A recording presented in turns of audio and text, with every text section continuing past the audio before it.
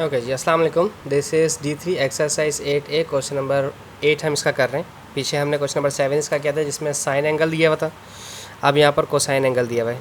Part A में लिखा है 0.67, ठीक है। पहले हमने साइन थीटा था, यहाँ कोसाइन थीटा, ठीक है, और कोसाइन का एक्यूट निकालना है।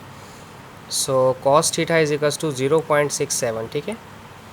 शिफ्ट दबाकर कॉस इन्वर्स निकालेंगे सबसे पहले। 0.67 कॉस इन्वर्स कितना होता है, कैलकुलेटर यहाँ सामने आपके करके दिखाते हैं। शिफ्ट कॉस 0.67 ये आ जाएगा 47। इसको माइनस करने की ज़रूरत तो नहीं है, सिर्फ 47.9 यानी कि 48 कर दें, राउंड ऑफ नहीं करें, छोड़ें, रहने दें, ठीक है। पार्ट बी देखते हैं, पार्ट बी में क्या बात है।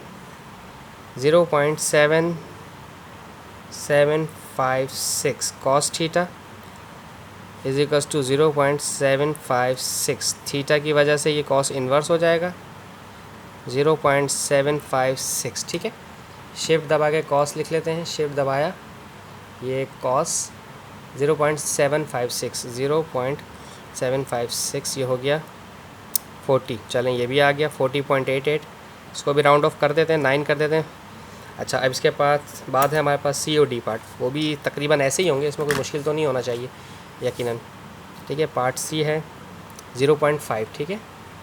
तो cos theta is equals to 0.5, और थीटा जब चेंज करेंगे कॉस यहाँ पर लेकर आएंगे तो इन्वर्स हो जाएगा 0.5। कॉस इन्वर्स 0.5 निकाल लेते हैं।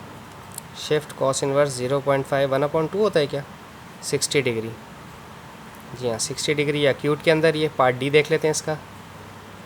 पार्ट डी ये है 0.985, तो cos theta is equals to 0.985, theta is equals to cos inverse 0.985। Shift दबा के कॉस निकालते हैं इसका। 0.985 सो दिस इज़ इतना कम, 9.9 डिग्री। भाई यही है इसका आंसर, ठीक है ना। सो आई होप सो आपको समझ आया। Thank you so much for watching my channel. अल्लाह हाफिज़।